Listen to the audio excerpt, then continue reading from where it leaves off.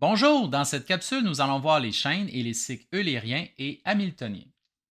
Les chaînes et les cycles eulériens et hamiltoniens permettent de résoudre des problèmes dans lesquels on doit déterminer un trajet respectant certaines contraintes dans un graphe. Pour découvrir ces concepts, allons voir l'exemple ci-dessous. Pour approvisionner les magasins qui vendent ces marchandises, une compagnie envoie des camions depuis son centre de distribution, sommet A. Dans le graphe ci-contre, les arêtes et les sommets correspondent respectivement aux différentes routes empruntées par les camions et aux magasins qui reçoivent les marchandises. Dans le graphe, on voit le sommet A qui représente le centre de distribution, les autres sommets, les magasins qui vendent les marchandises, et chacune des routes qui relient les magasins sont représentées par des arêtes. En A, sans passer deux fois par la même route, détermine un trajet qui permettrait au camion de parcourir toutes les routes en voyageant du centre de distribution au magasin F. Donc l'objectif, à partir du sommet A, on veut parcourir toutes les routes une seule fois et terminer le trajet au sommet F. Je vous propose donc le trajet suivant. À partir du sommet A, on va se rendre jusqu'au sommet C. On va ensuite se diriger vers le sommet B, puis le sommet F. Ensuite, on emprunte la route ici qui nous permet d'aller au sommet E, sommet D, sommet B. On va revenir au centre de distribution A et on va terminer le trajet au sommet F tel que demandé. Maintenant, le trajet est donc A-C suivi de B. On s'est par la suite dirigé à F, E, D, B. On est revenu au centre de distribution A et on a terminé le trajet au sommet F, tel que demandé. Ce qu'on a créé ainsi, c'est ce qu'on appelle une chaîne eulérienne. Ce type de chaîne va contenir une seule fois toutes les arêtes du graphe. Pour être capable de déterminer une chaîne eulérienne dans un graphe, l'une des deux conditions suivantes doivent être respectées. Le graphe contient seulement des sommets dont le degré est pair. Allons valider. Donc, dans mon graphe, le sommet D a un degré de 2, le sommet E 2, le sommet B 4, 2 pour le sommet C, le sommet A 3 et le sommet F 3. Donc, ma première condition n'est pas respectée puisque certains sommets ont des degrés impairs. Allons voir la deuxième condition. Le graphe contient exactement deux sommets dont le degré est impair. Et c'est exactement ce qui se produit ici. Le sommet A et le sommet F sont de degré impair.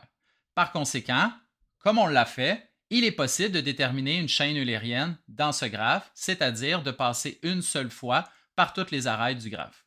Par contre, lorsqu'on a deux sommets dont le degré est impair, pour créer la chaîne eulérienne, si vous regardez la petite condition juste en dessous, elle doit débuter à l'un de ces sommets et se terminer à l'autre. Et c'est exactement ce que la mise en situation nous demandait de faire. À partir de A, de créer la chaîne et de terminer au sommet F. Si j'avais essayé de créer une chaîne eulérienne en débutant à un autre sommet que A et F, ça aurait été impossible. À noter que la première condition parlait que tous les sommets doivent être de degré pair. Lorsque ça se produit dans un graphe, la chaîne que vous allez créer sera aussi un cycle eulérien. Je vais revenir sur ce concept dans la question suivante. En B, à partir du centre de distribution, existe-t-il un trajet qui permettrait au camion de parcourir toutes les routes une seule fois et de revenir au centre de distribution à la suite des livraisons? Donc ici, on va faire référence à ce qu'on va appeler un cycle eulérien. C'est un cycle qui va contenir une seule fois toutes les arêtes du graphe. Pour qu'il soit possible d'en déterminer un dans un graphe, tous les sommets du graphe doivent être de degré pair. Or, dans le graphe en haut, on a déjà déterminé que les sommets A et F sont de degré impair. Par conséquent, vous pouvez chercher, ce sera impossible de passer une seule fois par toutes les arêtes du graphe et de revenir au point de départ.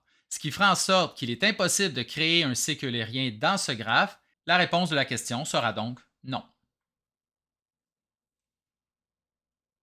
À noter que dans la situation, c'est impossible de créer un cycle eulérien puisque nous avions deux sommets dont le degré est impair. Si tous les sommets avaient été de degré pair, nous aurions pu créer le cycle eulérien à partir de n'importe quel de ces sommets. En C maintenant, Sans passer 2 fois par le même magasin, détermine un trajet qui permettrait au camion de voyager du centre de distribution au magasin D en effectuant d'abord des livraisons à tous les autres magasins. Ici, la question fait référence à ce qu'on va appeler une chaîne hamiltonienne. C'est une chaîne qui va contenir une seule fois tous les sommets du graphe. Contrairement aux chaînes et aux cycles eulériens, c'est maintenant les sommets qui m'intéressent. Donc, si nous allons voir le graphe initial, on me demande de déterminer une chaîne qui passera par tous les sommets une seule fois, qui va relier le sommet A au sommet D. Je vais commencer par me diriger au sommet C, ensuite le sommet B, suivi du sommet F, E, et terminer mon trajet au sommet D. Vous voyez ici, j'ai respecté la condition sans passer par toutes les arêtes, ce qui n'était pas important. Donc, si je vais annoncer ma réponse,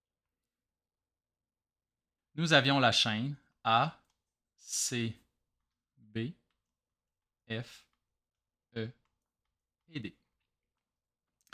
Finalement, dernière question, D, sans passer 2 fois par le même magasin, détermine un trajet qui permettrait au camion de voyager du centre de distribution, puis d'y revenir en effectuant d'abord des livraisons à tous les magasins. Cette fois-ci, ce qui va nous intéresser, c'est ce qu'on va appeler un cycle hamiltonien, parce qu'on veut passer une seule fois par tous les magasins, tous les sommets, et de revenir au point de départ, donc effectuer un cycle. Retournons au graphe. Donc, à partir du centre de distribution, le point A, on veut déterminer un cycle qui nous mènera à chacun des magasins et qui terminera au centre de distribution. Donc, un cycle. On va revenir à ce sommet pour terminer. Donc, vous voyez qu'en passant à l'extérieur de notre graphe, on y arrive assez facilement. On obtient le cycle A, F, E, D, B, C, A. A, F, E, D, B, C, A. Malheureusement, aucune condition ne permet de prédéterminer l'existence d'une chaîne ou d'un cycle hamiltonien dans un graphe. Vous allez devoir y aller un peu essai-erreur pour déterminer si c'est possible ou non. En terminant, ce que vous devez retenir, c'est que les chaînes et les cycles eulériens sont associés à des arêtes et les chaînes et les cycles hamiltoniens sont associés à des sommets. Voilà, merci et bon travail.